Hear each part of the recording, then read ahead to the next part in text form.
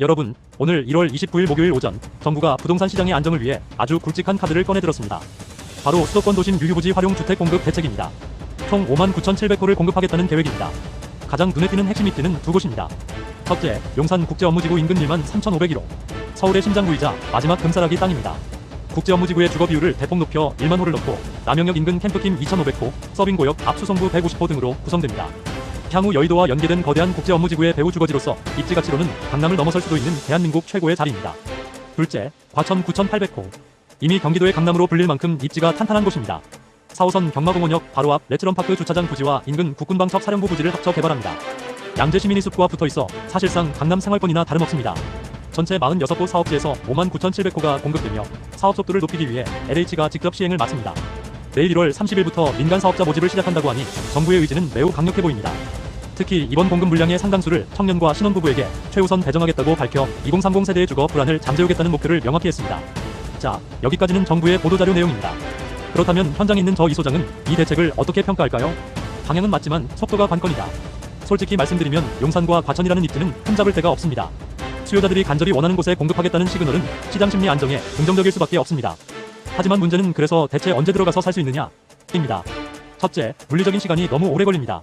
정부는 보도자료 앞장에 2027년부터 착공이라고 썼지만 세부 추진 방안을 보면 과천과 태릉시시 같은 핵심 사업지의 착공 목표는 2029년입니다. 2030년에 첫 삽을 뜨면 입주는 언제일까요? 공사기간 34년을 고려하면 빨라야 2033년입니다. 지금이 2026년이니 최소 7, 8년, 늦으면 10년 이상 기다려야 한다는 뜻입니다. 둘째, 서류상의 공급일 뿐입니다. 오늘 발표된 59,700호는 당장 내일 착공 들어가는 물량이 아닙니다. 이제 계획을 세우고 사업자를 뽑는 단계입니다. 즉, 지금 당장 집이 부족해서 아우성인 시장의 즉각적인 해결책은 될 수 없습니다. 결국 오늘 발표된 6만 호는 당장 주거가 불안한 실수요자들에게 즉각적인 해결책이 되기는 어렵습니다. 미래의 가치인 것입니다. 그렇다면 이 발표가 당장 우리 시장에는 어떤 영향을 미칠까요? 저는 전세난을 가중시킬 가능성을 우려합니다. 정부의 정책적 의도는 매수 심리를 억누르고 청약 대기 수요로 전환시키는 것입니다.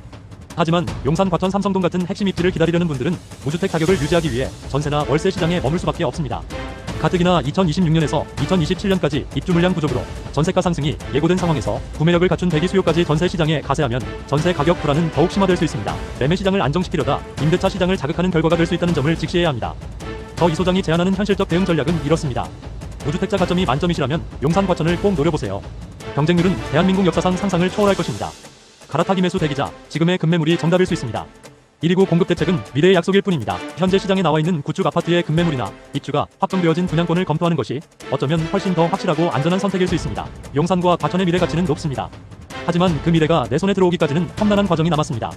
뉴스는 참고하되 결정은 현실 데이터와 나의 현재 상황을 고려해 선택하십시오.